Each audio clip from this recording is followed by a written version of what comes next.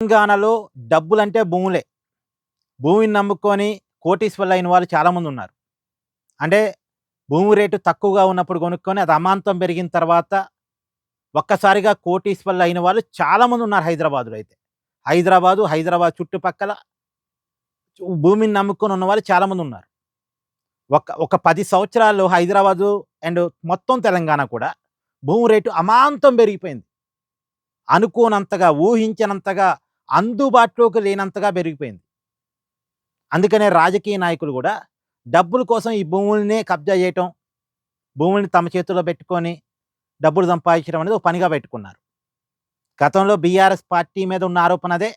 ఇప్పుడు కాంగ్రెస్ నాయకుల మీద వస్తున్న ఆరోపణ కూడా అదే. ఇప్పుడు 22A మీద ఒక పెద్ద చర్చ నడుస్తుంది. ఈ 22A అంటే నిషేధిత భూములు. ఇప్పుడు నైట్‌కు నైటు మీ భూమి నిషేధిత భూముల జాబితాలోకెళ్ళిపోయిద్ది. మీరు రోజు మీ భూమిని చెక్ జేసుకోవాల్సిన పరిస్థితిలో తెలంగాణ ప్రజలు పడ్డారు. నైట్‌కు నైటు ఈరోజు మీ పేరుతో భూమి ఉంటది. రేపటికుండదు. నిషేధిత భూముల జాబితాలోకెళ్ళిపోయిద్ది. మళ్ళా నిషేధిత భూముల జాబితాలో నుంచి పేరు తీసేసి మీ పేరు మీదకి ఆ భూమి ఎక్కాలంటే రాజకీయ నాయకులకి డబ్బులివ్వాలి. చూడండి ఎంత దారుణం. హ్మ్. డబ్బులు ఉన్నోడి భూములు పూర్తిగా ఆక్యుపై చేసి, లేదో అప్పట్లో ఇది ప్రభుత్వ భూమి, అప్పట్లో అన్‌సైన్డ్ భూమి, అప్పట్లో చెరువు శిఖం ఇది, అప్పట్లో ఎఫ్‌టీఎలు, బఫర్ జోను, నీ తాత దీన్ని ఆక్రమించుకున్నాడు, లేదా నీ నాన్న దీన్ని ఆక్రమించుకున్నాడు. ఏదో కారణం. ఇప్పుడు కారణాలు చూపెట్టదలుచుకుంటే ఎంతసేపు చూపెట్టొచ్చు?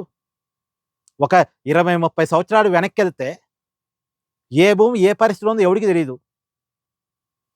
కానీ ఒక 20, 30 సంవత్సరాల నుంచి సాగు చేసుకుంటున్న తర్వాత 30 సంవత్సరాల క్రితం నీ భూమి ఎఫ్‌టీఎల్, నీ 30 సంవత్సరాల క్రితం నీ భూమి బఫర్ జోను, 30 సంవత్సరాల క్రితం ఈ భూమిలో చెరువు ఉండేది.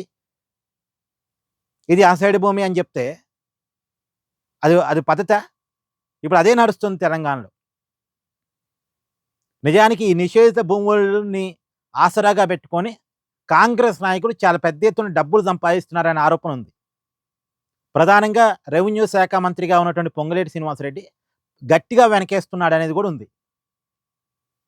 ఇలా హైదరాబాదు సరౌండింగ్స్‌లో 22A మీద చాలా పెద్ద పోరాటం నడుస్తుంది. ప్రజలు రోడ్ల మీదకొచ్చి పోరాటం చేస్తున్నారు. మరి ఎవడి భూమి ఎవడిది కాకుండా పోతే ఎవడు ఒప్పుకుంటాడు?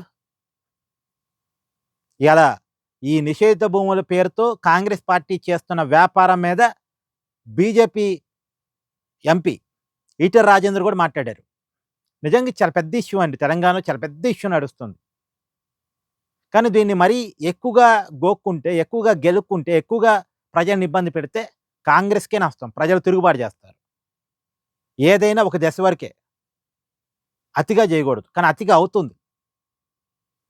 కానీ భూముల విషయంలో తెలంగాణ ప్రజలు చాలా జాగ్రత్తగా ఉండాలి. మీ భూమి మీ పేరు మీదే ఉందా లేదా ఎప్పటికప్పుడు చెక్ చేసుకోండి. ఉన్న పలానా నైట్‌కు నైటు నిషేధిత భూముల జాబితాలోకెళ్ళిపోయిద్ది. ఎందుకు పోయిందంటే దానికేదో రీజన్ చెప్తారు. అది నడుస్తుంది ప్రెజెంట్.